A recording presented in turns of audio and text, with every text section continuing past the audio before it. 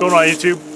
In this video we're going to be looking at some of the more commonly found weapons on the battlefield in the War on Terror. You should have a basic understanding of how these weapons function and operate, so that if need be, you can utilize these weapons against the enemy and possibly save your own life. The first weapon we're going to look at is the AK-74.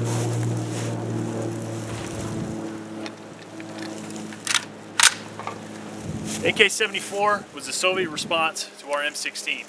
They rechambered from the 7.62 by 3.9 to the 5.45 by 3.9 millimeter round.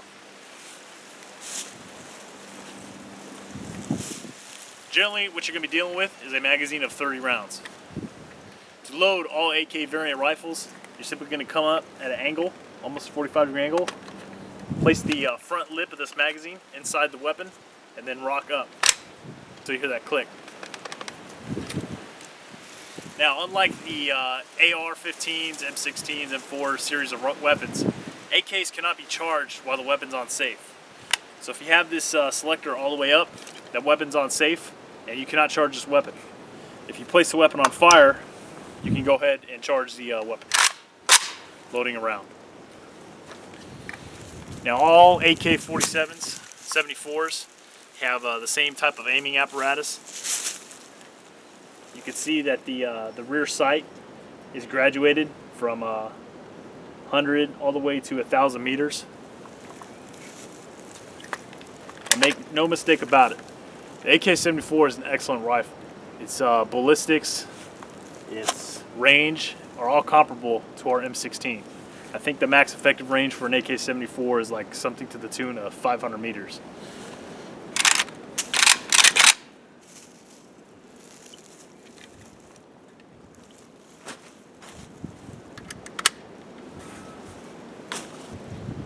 It's an excellent rifle and very reliable.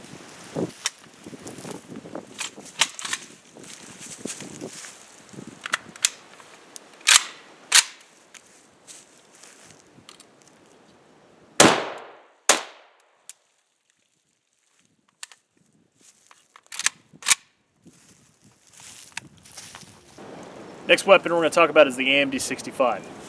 Now, the rifle was originally designed as a Hungarian tanker's rifle, but it's obviously made its way around the world because when I was in Afghanistan in 2011, we captured a Taliban messenger, and if you take a look at this picture I'm about to show you,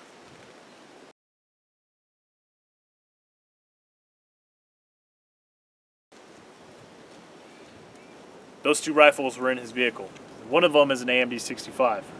Now on his, he's got black grips, and typically the ones that you most find are either the black rubber grips or these wood ones. But on the AMD-65, to extend the wire buttstock, there's a pin back here in the rear of the AK. You just depress that pin. That wire buttstock will fold out and lock in position. The magazines for the AMD-65 are supposed to be these 20-round AK mags. Now, that's what the weapon was originally came with. So these 20-round magazines fit pretty good and are easy. But you can use these 30-rounders, but it might be somewhat of a tight fit. Sometimes when you're changing magazines, as you can see, this 30-round magazine will get in the way. But I can get it in, I can be utilized.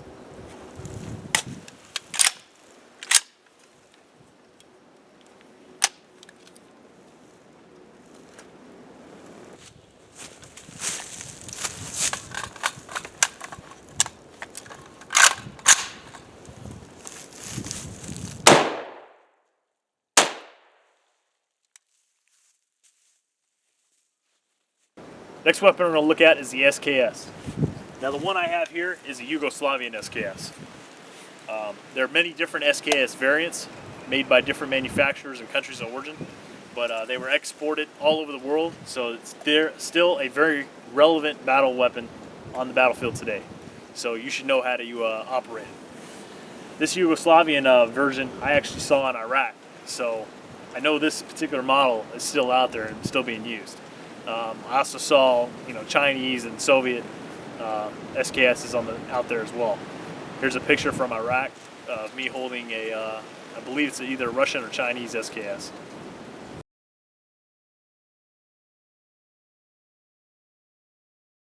Alright. So an SKS, they typically have a 10 round internal magazine. So to load it, you have to load it with a 10 round stripper clip or load the rounds individually.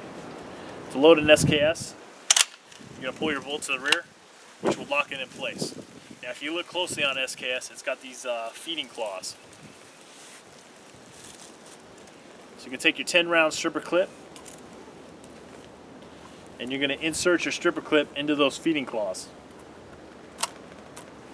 Like so.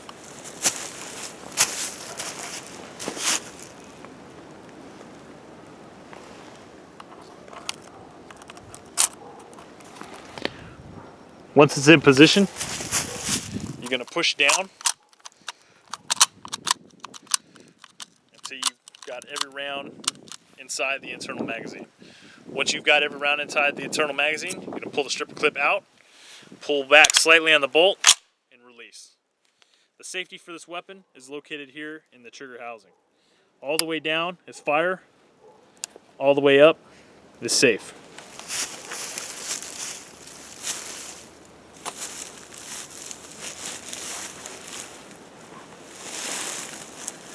One thing to note as well on an SKS is it has a internal magazine release.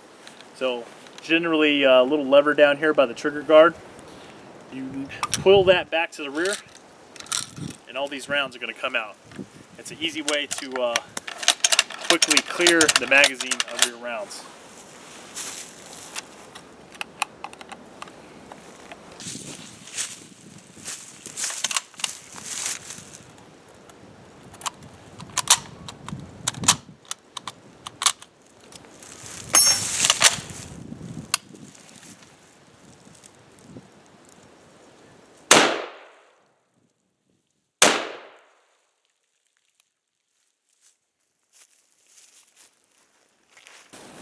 Next weapon we're going to talk about is the RPK.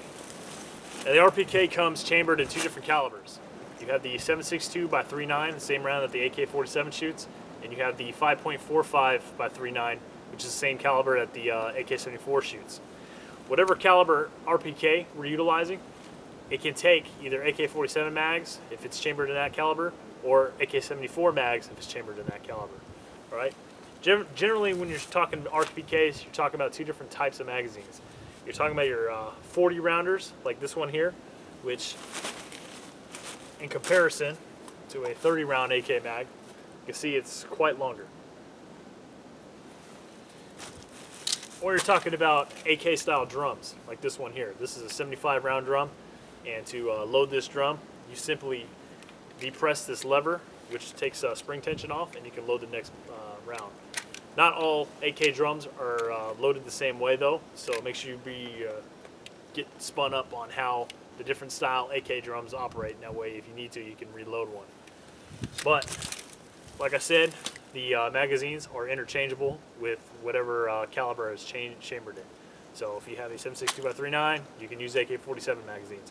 7.60, as you were, 5.45 by 3.9, you can use AK-74 mags. RPK, it's the enemy's light machine gun, so it's the equivalent to our M249 squad automatic weapon, also known as a SAW. Very accurate, can lay down excellent suppressive fire, accurate suppressive fire. Its main different characteristics from a regular AK is it has a heavier barrel, it's got a bipod, and generally they have a different style stock, like this one has an axe style stock. To secure the bipod legs, you simply fold in and rotate down. Then there's a hook here at the bottom, which you latch. To deploy these bipod legs, you simply unhook, they pop out, and then you fold up into place.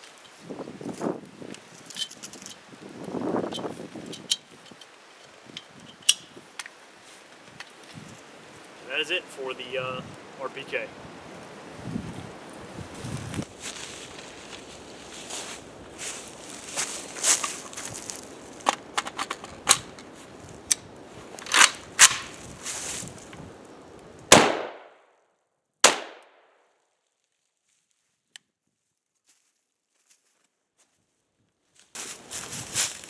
Next weapon we're going to talk about is the PSL. Now, at first glance, you may think that this is a Dragunov. It is not a Dragunov. The internals for this weapon are more of like a AK-47 or an AK-74. The internals for a Dragunov are significantly different, and a Dragunov is a far more accurate rifle than this here. This is more of a designated marksman rifle. It's pretty much just a souped up AK that can shoot the 7.62 by 5.4 round. So, with that being said, these have seen extensive use in Iraq by insurgents. So you will definitely potentially encounter this weapon on the battlefield on the War on Terror. Its operating is pretty much exactly the same as an AK-47. You can't charge a weapon on safe. All right, it won't allow you to bring it all the way back, so you got to place the weapon on fire before you can charge the weapon.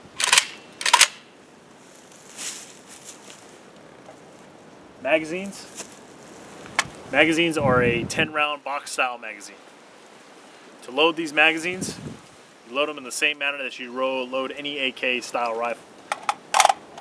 In at an angle, and then all the way back until it locks in place.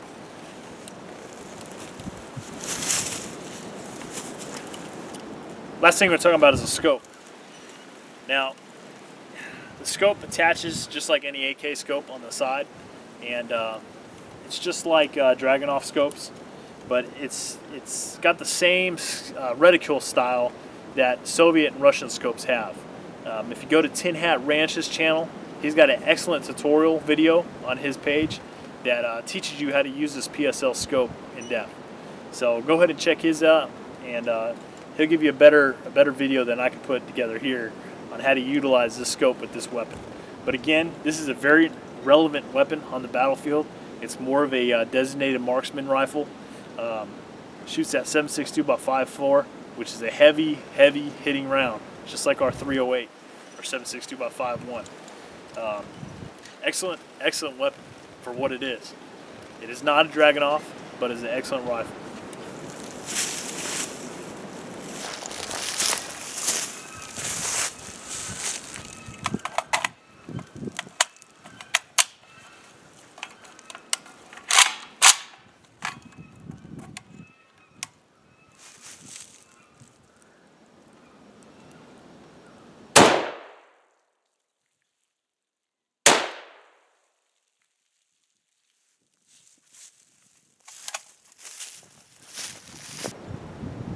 Next thing I'm going to talk about is the PPS 43. Now, submachine guns aren't as prevalent on the battlefield as they used to be because they've pretty much been rendered obsolete by assault rifles, but they're still out there. Millions of these were produced along with like the PPSH, so you should know how to use one because you might encounter them. We did definitely find submachine guns in Iraq. That's why I'm going to talk about some of the other submachine guns that we're going to get to here in a little bit. But this is a PPS 43.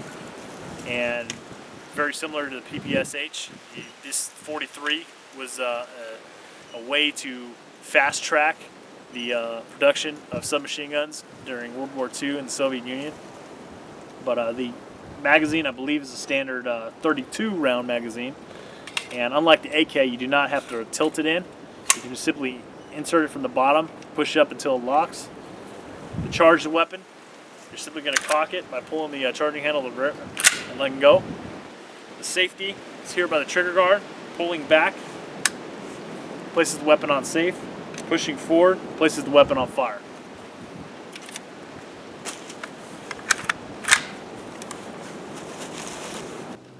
Alright, moving on. Now the next series of weapons I'm going to show you are bolt-action rifles from the World War II era. Now why am I showing you this? Well, when I was in Afghanistan in 2011 and when I was in Iraq, bolt-action rifles were found on the enemy. This next picture I'm going to show you, this is from my deployment in Afghanistan in 2011. We found these two infields.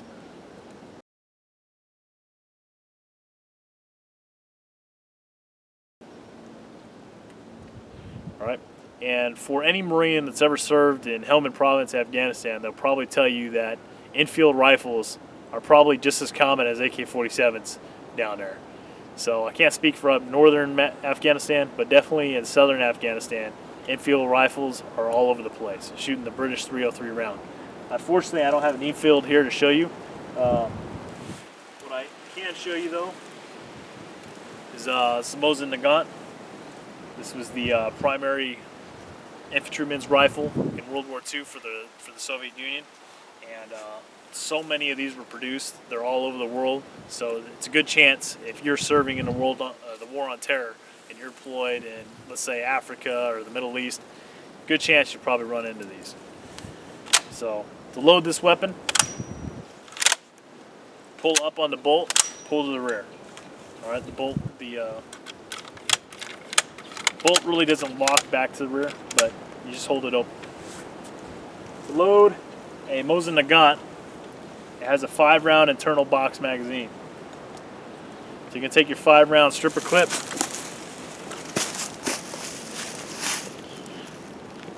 just like on the SKS, it has these grooves here, and you take your stripper clip and insert it inside the grooves. Now to load, come over the top of your thumb, push the rounds into the internal magazine, and then you're going to discard the stripper clip. Once you've loaded the rounds inside the magazine, you're simply going to push forward on the bolt, feeding the round in the chamber, and then coming down on the right to lock it in place. Now, a safety for a Mosin Nagant, it's very, very difficult, but you got to pull back and push to the side. All right. Once you do that, you disengage the firing pin, and the weapon will be unsafe. This is very difficult to do, though. It's not an easy safety. And that's how you place it back on fire. Now, just like the SKS, if you want to quickly unload the Mosin Nagant, there is a latch here at the bottom. You turn this, and that will kick all your rounds out.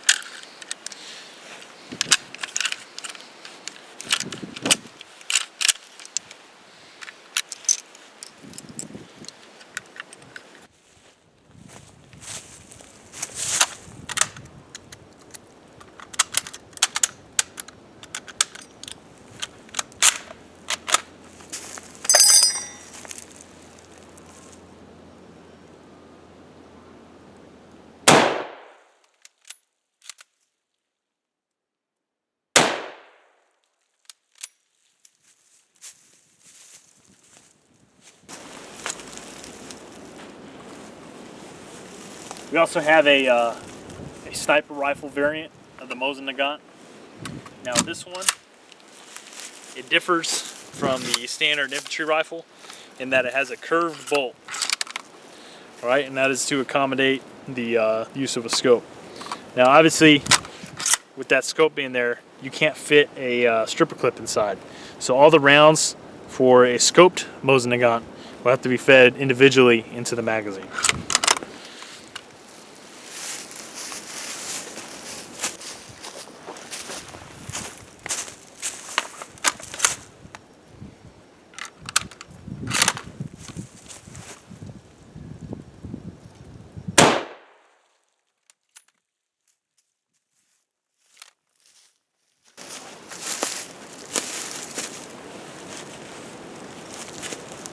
Next, this is a K98 Mauser. This was the standard German World War II bolt-action rifle for the infantry. To load, lift the bolt up and to the rear. Now K98, just like the Mosin Nagant, has a 5-round internal magazine.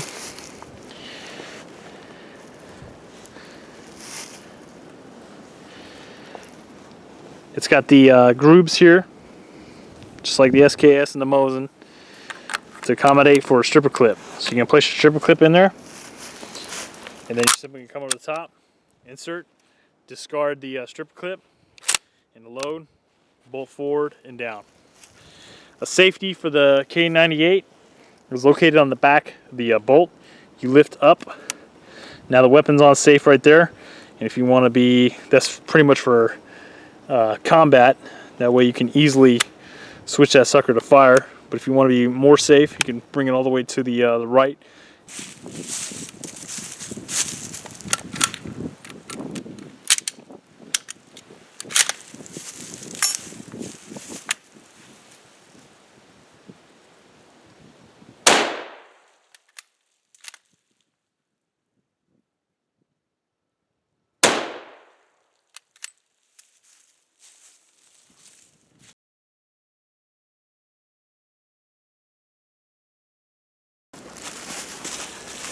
Alright, next weapon I'm going to talk about is the 9mm Uzi.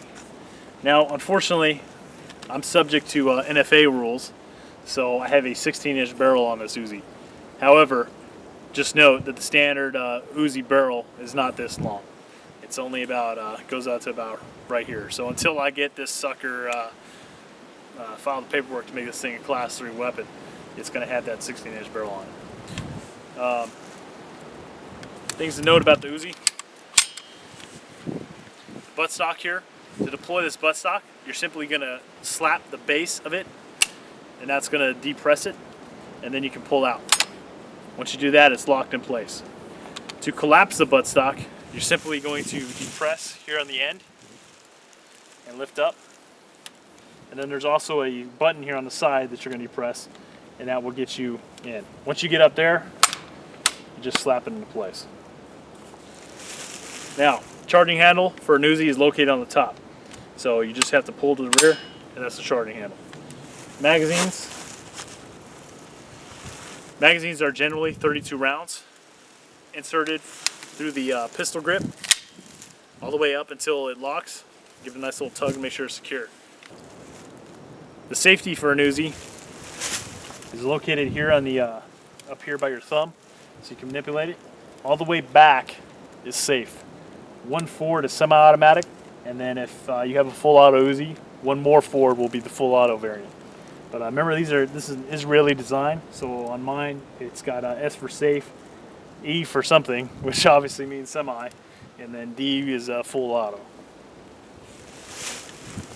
So again, submachine guns, you know, pretty much obsolete by assault rifles, but are still on the battlefield and still be utilized pretty effectively for a close quarter battle.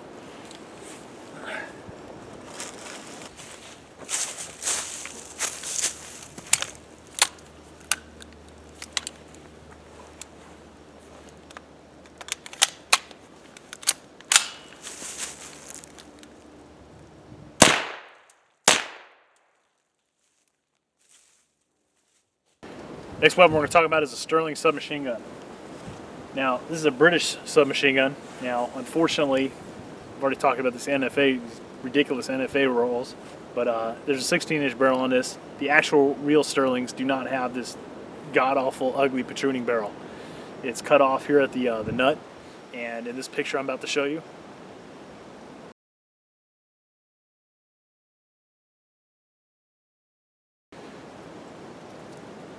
all right, that's us with the captured Sterling that we captured in Iraq in '04. But there's a lot of these Sterlings that were produced, so they're bound to be all over the world. The magazine well is on the left-hand side. You have a 34 round magazine, 9mm magazine, that you can insert from the left side, all the way until you hear it lock in place. The magazine release button is on the top, so you just depress that button, that releases the magazine, and you can pull out. To load this weapon, insert the magazine. The charging handle is up here on the left, or as you were on the top right. You pull all the way to the rear and let go. All right, now you have a 9mm round chambered in this weapon. The safety manipulation, all the way back is safe. Forward is semi-automatic, and if you had full auto capability, one more click forward would be full auto. But again, Sterling submachine gun. Quite a few of them produced, so they're bound to be all over the world and encountered. Also, one more thing to note with the Sterling is this is a Sten magazine from the old World War II Sten submachine guns. You can use a Sten mag inside a Sterling. It fits perfectly, it works, so it's probably not as reliable as the Sterling magazines, but a Sten magazine will work.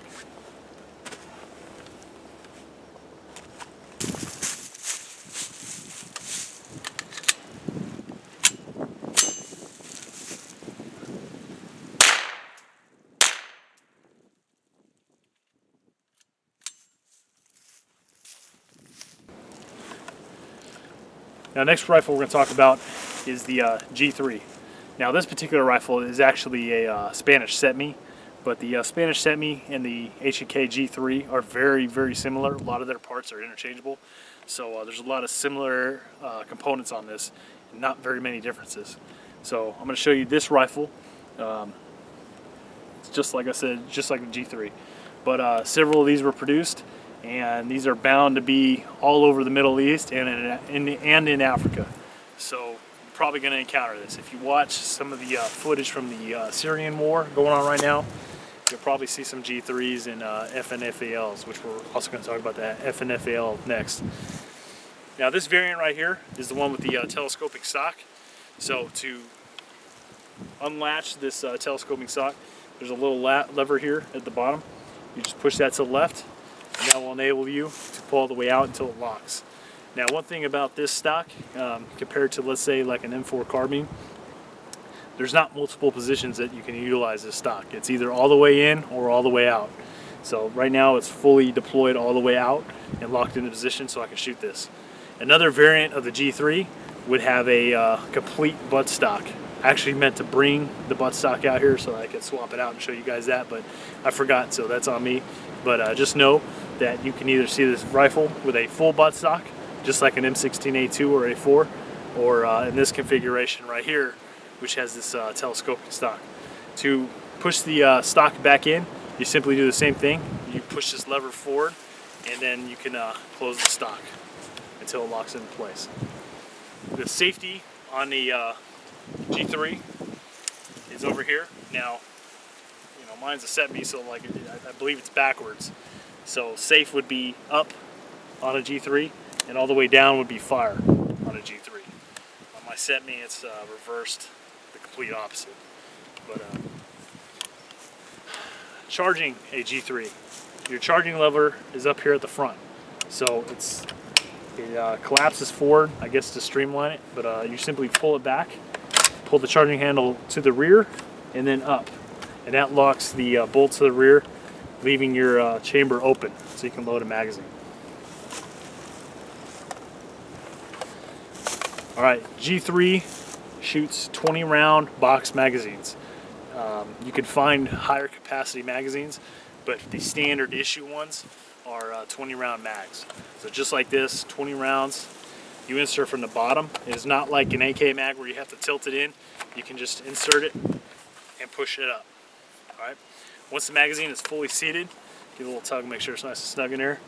All you have to do is slap this charging handle down, and the weapon is loaded.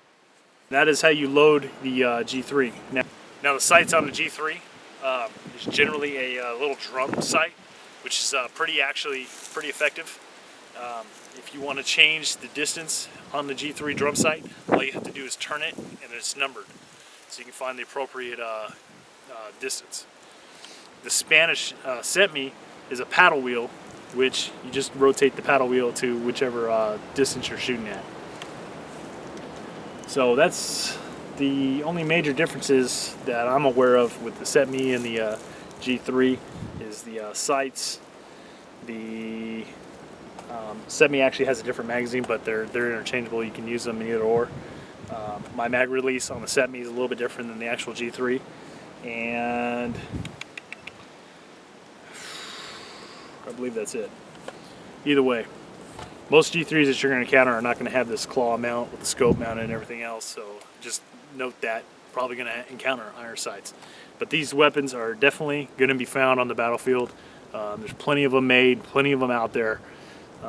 Definitely in Africa, in the Middle East, you're going to encounter these weapons. So G3, chambered in 7.62 by 5.1, also known as 308. Pretty effective, reliable weapon.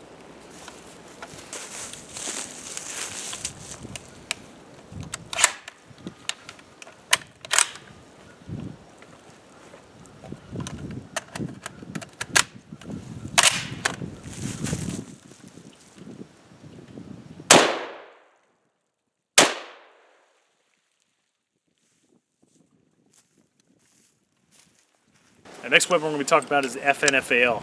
FNFAL is chambered in 7.62 by 5.1 millimeter, also known as 308. Now, this weapon right here is very prolific. Over 93 countries adopted it as their main battle rifle. very reliable, accurate, excellent battle rifle. Instead of going to the FAL, the United States chose the M14, which I'm not saying is a bad choice. I love the M14, but with that being said, the FAL is an excellent battle rifle. It has a 20-round box magazine, and to load it, you load it actually just like the AK-47. It has a lip here, which you come in at an angle and lift up until it locks into place. The charging handle is going to be on your left-hand side. This is an inch pattern FAL, so you have to pull back and then pull the bolts to the rear and let go. There's two variants. There's the inch and metric. They differ slightly. The most notable differences that you can see visually are going to be with the hand guards. But the functioning of the weapon is going to be very similar. Similar enough to know, whereas if you know how to operate an inch pattern FAL, you'll know how to operate a metric pattern FAL. So shouldn't be an issue. The mag release for this rifle is right here. You just come up with your thumb, depress, rotate the magazine out.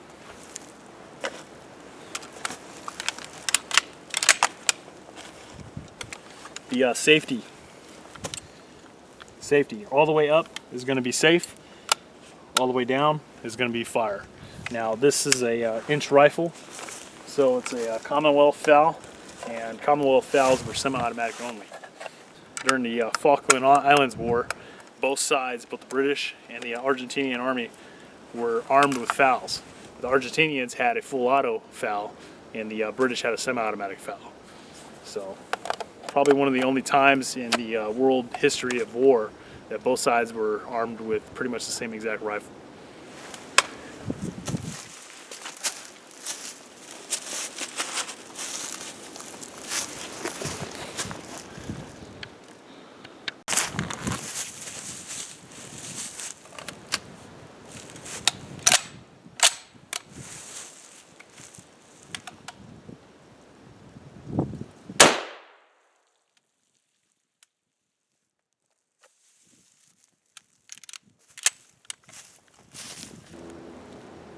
Alright, next I want to talk about some of the individual gear that some of these enemy combatants might be utilizing on the battlefield.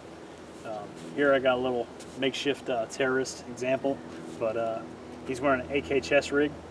Now, AK chest rigs are pretty prolific. They're still being utilized very heavily by insurgents around the world, both in the Middle East and Africa. I've even seen more updated modern day ones where they remade these in black nylon and Velcro and everything else. So the design concept is still out there. They favor it, and that's what they're using. So with this AK chest rig, you have 3 magazine pockets for 3 30-round magazines. You also have grenade pockets. All right, so grenade pockets that can hold grenades. So if you have to take a weapon off an enemy that you just killed, don't forget to take his freaking magazines too. What good's one magazine going to do you and your weapon when you run out? So don't forget to strip his magazines.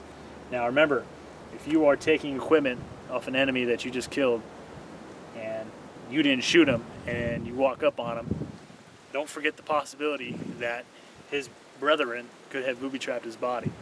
And you see it in the movies all the time, but it's legit. They could have put a grenade under his backside, hooked the spoon on a piece of gear, and then pulled the pin but left the spoon depressed. So when you go to move that body or start lifting gear off his body, it's just enough to ease that tension and lift that spoon to activate the fuse on this grenade. So keep that in mind. If you didn't kill him, he could be booby-trapped.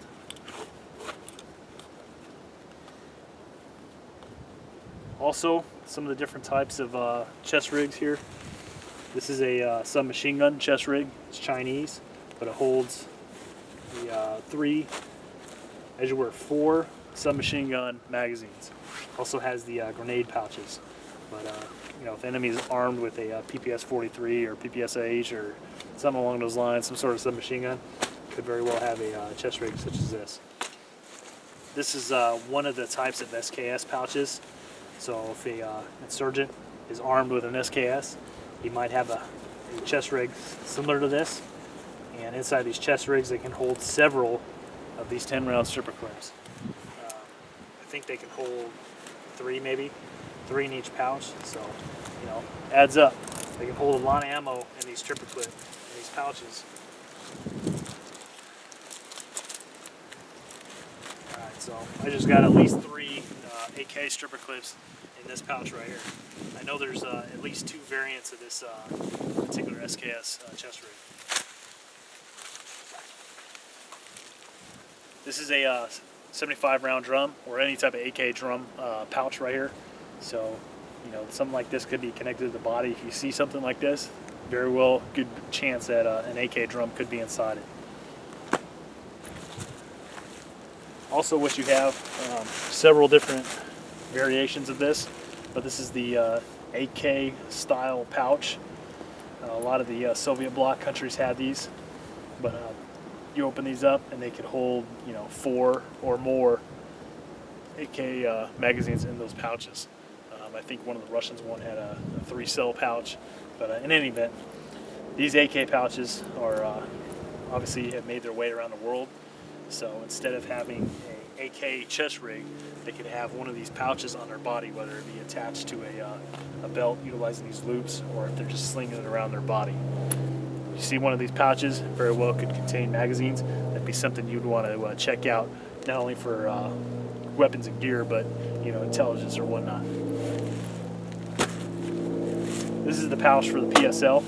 So I'm sure if somebody's running around with a PSL, you know, most likely they're going to have a pouch similar like this, but this one holds 4 PSL pouches, plus a compartment in the back that they can stick either more magazines in, or I don't know, maps or cleaning gear or something that could be of use to you if you got to pick up that weapon and fight with it. So this is a PSL pouch. I'm sure a Dragunov pouch is probably very similar, but somebody armed with a PSL is most likely going to have something along these lines.